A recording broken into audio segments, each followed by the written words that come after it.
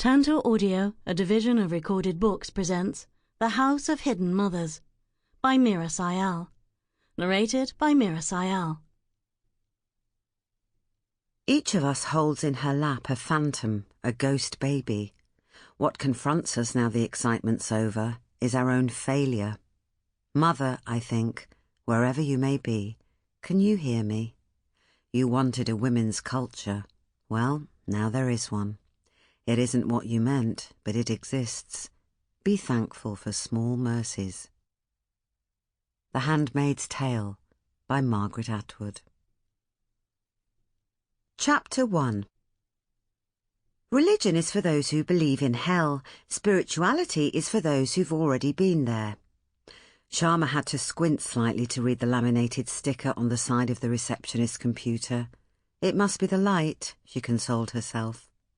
She shifted slightly in the queue, catching a whiff of perfume from the woman in front of her.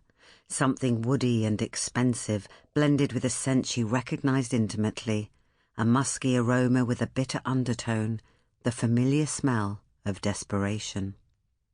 The woman exchanged a few hushed words with the receptionist and then took a seat on the faded chintzy sofa, giving Shyama a better look at the owner of the computer. A new girl. She was young. Too young, Shyama felt, for a place like this, a discreet Harley Street address where women under the age of 35 ought to be banned. With a faint nod, Shyama handed over her appointment card and stole a longer look at her. Sun, sin and saturated fats had not yet pinched the skin around her eyes or spider-legged their way around her smiling mouth. She was a natural redhead, with that translucent paleness and a smattering of tiny freckles dusting on a freshly baked cupcake. How could this snip of a girl have ever had a glimpse of hell, as her sticker proclaimed? Then Shyama spotted her earrings, silver discs with the Hindu symbol Om engraved on the surface. "Do take a seat, Mrs. Shaw," the young girl said. "Mr. Lalani won't be long." There was a moment's hesitation while Shyama considered commenting on those earrings, but that would spark a conversation about where Shyama came from, and yes, she was Hindu, but no, born here, and no, she hadn't been to half the ancient sites that Miss Cupcake had visited, and yes, isn't it humbling that the Indian poor have so little, yet they would give you their last piece of chapati, and despite living knee-deep in refuse, how on earth do they seem so happy? Then there would be some more chat about the charming guest house the receptionist had found in Goa, or the unbelievable guide who had practically saved her life in the teeming chanting crowds of Haridwar, or that moment when she had watched the monsoon clouds rolling in over Mumbai Bay, dark clots curdling the horizon, the air turning metallic and tart to the tongue. Shyama had done all those things many years ago, before motherhood and divorce and laughter lines, though, frankly, when she looked at herself in a magnifying mirror nowadays, she wondered if anything could really have been that funny. They could have swapped life-changing anecdotes, Shyama knowing she would always be able to trump the earrings simply by pointing to her skin. The real deal, see? Though she knew she wasn't. She hadn't been to India for years. The only branch of the family she had ever been close to were now not speaking to her, and it seemed highly unlikely that she would be going there in the foreseeable future, because every penny of her savings had gone on this clinic, the clinic where the redhead with the Om earrings was now staring at her. Shyama flashed her a warm smile, wanting to reassure her that she wasn't one of those bitter women who would give her a hard time simply because she had youth and insouciance on her side. No, sir, not she, and she sat down heavily on a squishy armchair, trying to steady her nerves. She started as a metallic ping announced that a text from Toby had just arrived. "You okay? Phone on vibrate next to my heart." She knew the dots denoted irony. They did a lot of that. Self-conscious romantic declarations, inviting each other to join in and trample on the sentiment before it embarrassed them both. It was cute. It was becoming a habit. Maybe she should worry about that. There might come a point where one of them would need to say something heartfelt and sincere without being laughed at. She texted back. Glad phone vibrating next to heart and not in trouser pocket as usual. Not gone in yet. It was only after she had sent the text that she realised she'd ended with dots too. Surely he would know that they denoted a resigned sigh rather than an invitation to let the joshing begin. Oh well, it was a test. If Toby misunderstood and texted back with some quip, she would know that they weren't really suited and that it wasn't worth carrying on with any of this time-consuming, expensive grappling with nature. Best to walk away with a sad smile and a good luck with the rest of your life kind of wave. Then she could just let go. Let the belly sag and the grey show through and blow the gym membership on vodka and full-sleeve tops to cover up the incoming bingo wings. A text from Toby. A single, unironic X. Mr. Lalani will see you now. Shyama stood up at exactly the same time as the woman who had come in before her. Smart suit, perfect hair, pencil thin, one arched eyebrow raised like a bow. Mrs. Bindman, do go through. The eyebrow pinged off an invisible arrow of victory, and Shyama sat back down, repressing an urge to bang her heels against the chair like a truculent toddler. There was so much waiting in this game, and yet so little time to play with. Her life was punctuated with mocking end-of-sentence dots. All those years spent avoiding getting pregnant, all those hours of sitting on cold plastic toilet seats in student digs, shared houses, first flats, praying for the banner of blood to declare that war was over and that your life would go on as before. And then the later years, spent in nicer houses on a better class of loo seat, reclaimed teak or cheekily self-conscious seats like the plastic one with a barbed wire pattern inside, her daughter's choice, of course, still waiting. But this time, praying for the blood not to come, for a satisfied silence that would tell Shyama her old life was most definitely over, as inside her a new one had just begun. On impulse, she dialed Lydia's number, exhaling in relief as she heard her friend's voice. "Any news?" "I haven't gone in yet," Shyama whispered, getting up and going out to the corridor so she could talk at normal volume. "Well, you just caught me between my 11 o'clock bulimic and my midday self-harmer. Great timing." Lydia's cool, measured voice felt like balm. Shyama's shoulders dropped an inch. "Think I need a free session on your psycho couch right now." "That's what last night was for. Therapy without the lying down and a box of tissues bit. And as I told you then—" "I know," Shyama sighed. "Que sera, sera and all that. Out of my hands. Sounds more palatable in Spanish somehow." "Oh, hang on a minute, Shyam's got another call coming through. Stay there." Before she could tell her that they could talk later, Shyama was put on hold. She looked across the corridor at her fellow patients, absorbed in old copies of Country Life. They were all, as the French so politely put it, women d'un âge certain, maturing like fine wine or expensive cheese, ripening into what might be regarded in some cultures as their prime years, when the children had flown the nest, the husband had mellowed, and the time left was spent in contemplation, relaxation, and generally being revered. She, Lydia, and Priya had talked about this very subject last night at their local tapas bar, the three of them hooting gales of garlicky laughter. Lydia had started it. "Did you know that some Native American tribes actually used to hold menopause ceremonies? A sort of party to celebrate the end of the slog of childbearing." "A party?" Priya said doubtfully, wrinkling her perfectly pert nose. Must have been a laugh a minute." "Oh, I can see that," Shyama chipped in. "Dancing round a bonfire of all your old maxi pads. Bring your own hot flush." Priya snorted a considerable amount of white wine out of both nostrils, grabbing a serviette to mask her splutters. She looked a decade younger than Shyama, though she wasn't. She managed a huge office, 2 children, a husband, and ageing in-laws who lived with her, batch-cooked gourmet Indian meals and froze them in labelled Tupperware, and always wore 4-inch heels. She would have made Shyama feel resentfully inadequate if it wasn't for her expansive generosity and her frank admission of several business trip affairs. "A little respect, please, for the wise women who came before us," Lydia intoned mock-seriously. Apparently, feathers and drums featured heavily, plus some spirited dancing and the imbibing of naturally sourced hallucinogenics.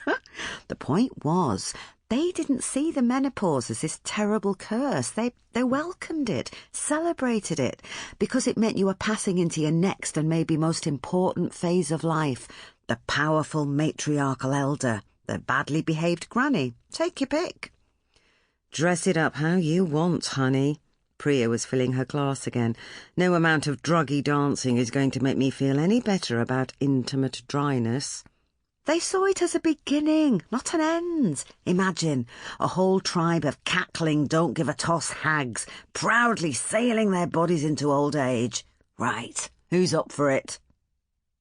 They had decided they would do just that once that hormonal watershed had been crossed. Find a leafy spot on Wanstead Flats, gather a tribe of fellow crones, the three of them plus a few of the game birds from their body zone class, choose a full moon night and chant defiantly at the skies.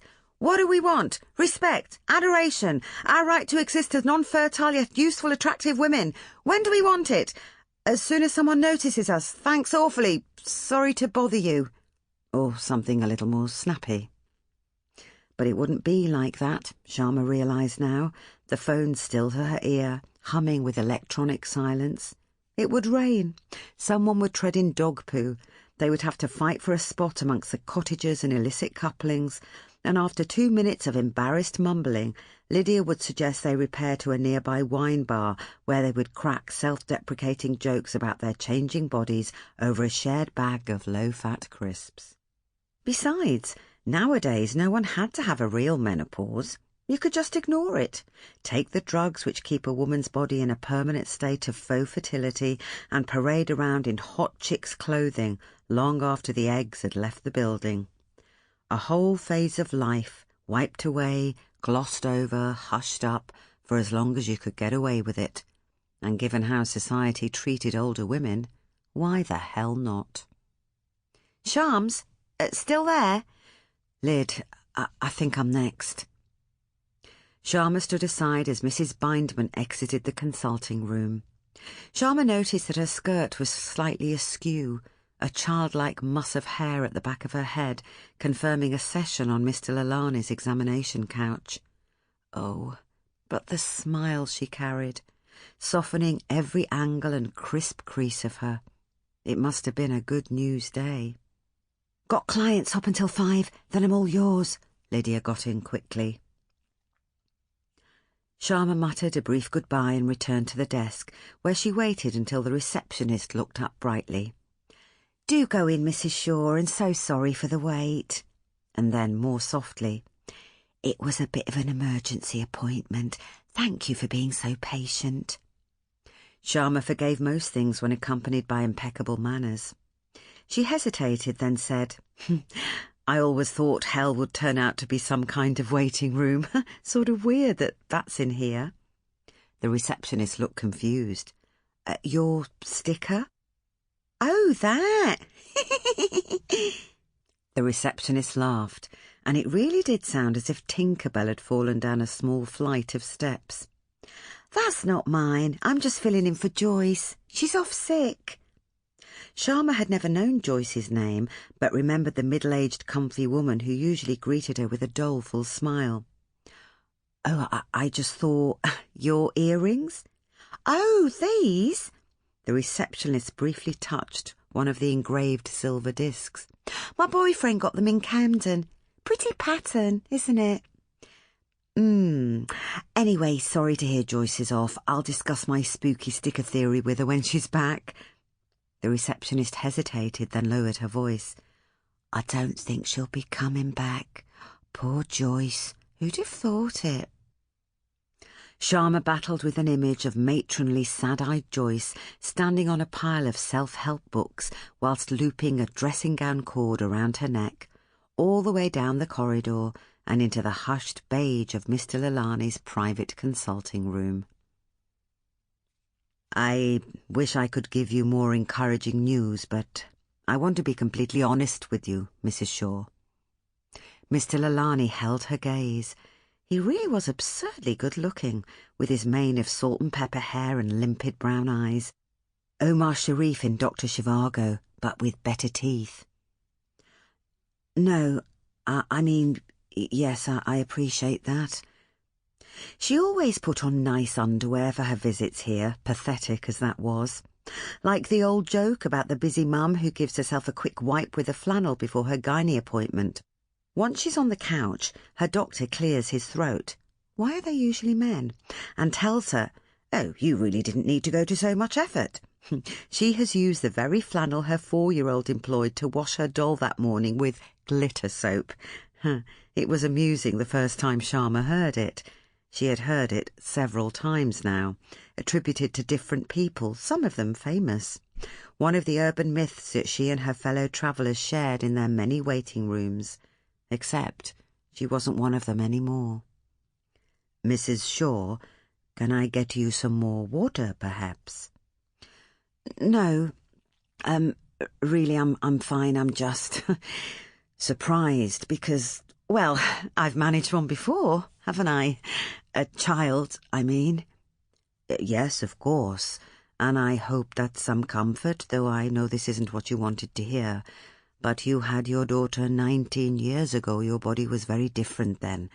And of course I'm pretty certain at that point you did not have the problems that—" Mr. Lalani became pleasant background noise, though Shyama remembered to nod knowingly as she caught the odd word drifting by.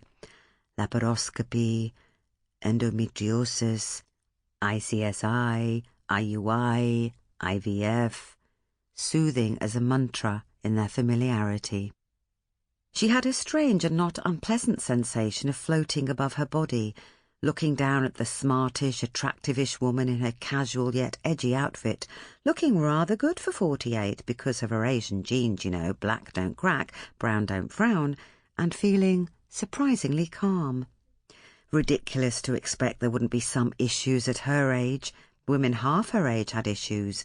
There were plenty of other options, surely. Very few other options, I'm afraid. Shyama blinked, came back to earth with an uncomfortable lurch. "What? Sorry, I missed that last, paragraph, actually." Mr. Lalani's eyes softened. Only on men could wrinkles look empathetic. "I'm sorry if I'm not being clear. Let me discard the jargon for a moment." His archaic use of language and impeccable grammar hinted at expensive foreign schooling. She'd been seeing him for over a year, the third expert during 2 years of trying, and still knew nothing about his life. The discreet gold band confirmed a wife, presumably a family. How many children had he fathered or helped create? How many women had sat here in this chair and received his judgment like a benediction or a curse? Very little point in pursuing IVF or any other kind of assisted reproduction. Even seeking donor eggs would not solve the issue of your inhospitable womb and the dangers of attempting to carry a child yourself. An inhospitable womb. There. She had been looking for a title for her autobiography. It was a game she played with her girlfriends. Every so often, usually when one of them was going through a particularly challenging life phase, rebellious children, a recalcitrant partner, money slipping through their fingers like mercury. So far, her favourite title had come from Priya, who had proffered, "In these shoes." Later on, Shyama had found out that "In these shoes" was the title of a song, but still, coming from Priya at that moment, it had seemed like poetry. Of course, it is always your choice. You can get a second opinion. Many women do.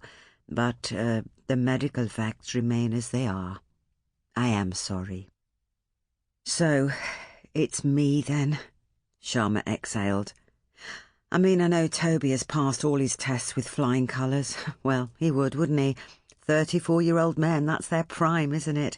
And he loves red meat, though we try and limit the lamb chops to once a week. Or is it zinc you have to eat? Is that in eggs? Eggs have good cholesterol now, don't they? And after all the warnings they gave us, so doctors can be wrong. You just find out way after the event, usually. Mr. Lalani let the silence settle, mote by mote, like fine dust. He had been here many times before. He knew not to argue or over-sympathise. He knew it's always best to let the woman, and it is almost invariably the woman, talk and cry and vent her rage at the world, at nature who has betrayed her. At 48, the betrayal was almost inevitable. Not that he would ever say that out loud. As I said, Mrs. Shaw, please feel free to seek a second opinion. I assure you I won't be offended. I just don't want to raise your hopes and see you spend even more money. Well, there's not much more of it to be spent, I'm afraid. Shyama attempted a breezy chuckle, which sounded more like a ragged, repressed sob. Toby's got some temporary work, but he's looking for something better. She knew how this sounded. It sounded exactly as her mother and some others presumed it was. Silly older woman of modest means falls for predictably handsome younger man without a steady career. She gets an ego boost and unbounded energy in bed. He gets use of the house and the car and the soft mattress landing of her unspoken gratitude. He kisses the scars left from a disastrous marriage. There's not much that youthful tenderness cannot mend. He says he loves her. He wants a life with her. Above all, he would love a child with her. He's kind towards her daughter. He treads that fine line between friend and guardian, but never tries to be her father. She has one of those, occasional as he is. There are only 15 years between Toby and Tara. Why on earth would she want to call him Daddy? Tara didn't call her own father that. Mrs. Shaw, maybe you want to discuss this further with your husband before making any decisions. Perhaps you and Mr. Shaw would like to make an appointment to come and see me together. Shyama ought to tell him now. This gentle man who had navigated his way around her reproductive system like a zealous plumber, undaunted by the leaks, blockages and unexpected U-bends that confronted him, that she was not, in fact, Mrs. Shaw, never had been, that in a fit of misplaced modesty she had assumed Toby's surname when they had begun this whole process 4 years ago. She had hurriedly reassured Toby that this was not some devious feminine wile to trap him into marriage, as she was pretty sure she never wanted to marry again, nothing personal. But she had to admit that some part of her felt, well, embarrassed to be publicly declaring their fertility issues as a cohabiting couple. She knew it was one of the few traditional tics she had left, stemming from the part of her which she always imagined to be a middle-aged Indian woman in an overtight sari blouse and bad perm, standing at her shoulder clucking, "Chi-chi-chi, sex and babies and no wedding ring, and none of your clever-shever arguments about Indians doing it all the time and everywhere, and look at population and old naughty statues, eh? Kama Sutra was always meant for married peoples only." Shyama often wished her Punjabi Jiminy Cricket wasn't so lippy and spoke better English. Besides, Toby had pointed out several times that declaring themselves to be a married couple wouldn't guarantee them a faster or better result. I mean, look who gets knocked up the quickest. Pissed teenagers under a pile of coats at a party. I'm pretty sure marriage is the last thing on their minds. That's because they're teenagers, Toby. Youth is the one thing we can't put on the overdraft. The elephant in the room had woken up and scratched itself, sending a few ornaments crashing to the floor. There, she had said it out loud. They both knew that it didn't matter how many sit-ups and seaweed wraps and nips and tucks a woman went through to pass herself off as a decade younger. In an age where you could cougar your way around town with a wrinkle-free smile, inside you were not as old as you felt, but as old as you actually were. Mrs. Shaw? Shyama rose unsteadily, the room swimming into focus. She gathered herself layer by layer, each one hardening into a protective skin. She and her inhospitable womb left the building. Outside, the world still turned, the sky a torn grey rag pulled apart by a restless wind. Behind each jagged seam a glimpse of blue so bright that Shyama had to look away. She walked blindly past the gracious 4-story mansions, like rows of faded wedding cakes with their tiered creamy facades and stucco doorways flanked with pillars. Once rich family homes with servants in the basement and the attic. Now the airy drawing rooms welcomed international medical tourists and the locals who could afford to pay. The basement kitchens where flowery-armed women used to dice carrots and stuff chickens, now given over to high-tech equipment and strobing green screens, where bodies were tested and assessed. The wind buffeted Shyama across the A40, the main arterial road running east to west, always pulsing with traffic, the steady drum and bass of London throbbing in time to her own heartbeat. She found herself in Regent's Park as a weak sun finally broke through, starkly yellow against the heavy clouds, the light so fluid in the breeze she wanted to open her mouth and take great gulps of it, willing it deep into her body, the body that had let her down. Shyama found a space on a bench next to a mother trying to persuade her apple-cheeked toddler to take a sip from a fluorescent plastic beaker. The child, almost rigid in her quilted snowsuit, all 4 limbs starfish spread, shook her head slowly and gravely from side to side, as if she was frankly disappointed with her mother for even trying this on. Everywhere there were children, swaddled in warm layers, being wheeled in buggies, trotted after on tricycles and scooters, or waddling along like demented ducklings, giddy with freedom, entranced by their own feet and shadows, squealing with joy. All the preschoolers whose carers needed to exercise them like puppies to avoid tantrums at bedtime. Shyama could just about remember Tara at this age, sensory memories mostly, the smell of her after a bath, nectar sweet and kiss-curled, sitting in her stripy booster seat at the table, mashing spaghetti between her fingers with fascinated concentration. Her laugh, which sounded unnervingly like her crying. There were so many occasions when Shyama had rushed upstairs, expecting to find her trapped under the wardrobe or missing a digit, only to discover her sitting in a circle of her soft toys, serving up tea in plastic cups and chuckling loudly like an over-eager dinner host. Tara's own favourite memory, and she claims it is her first, is when she was about 14 months old. She had cut her 2 bottom teeth, and Shyama suspected the top 2 were also trying to push their way out, so she told Tara to open wide so Mummy could have a quick feel of her gums. And as soon as her finger was in, Tara clamped her mouth shut. "It was like being savaged by a piranha, honestly," Shyama said, dressing it up just a little to see Tara's delight in the retelling. "I mean, whoever thinks babies aren't strong, the power in those little jaws, I couldn't get it out. And the worst thing was, you thought it was a game. The more I yelled and said, 'Let go,' the more you laughed and laughed, but without letting go. You laughed through clenched teeth like some mad little goblin. That was the disturbing bit." "No," said Tara.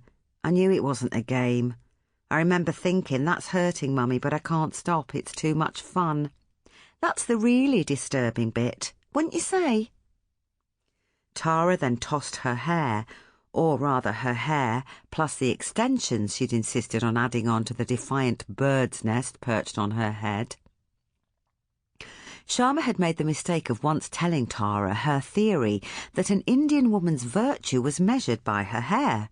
Respectable women, in the movies and paintings, on the street, always had long straight tresses untouched by perm or primping, tamed into matriarchal buns, or thick tight plaits hanging heavy like stunned black snakes.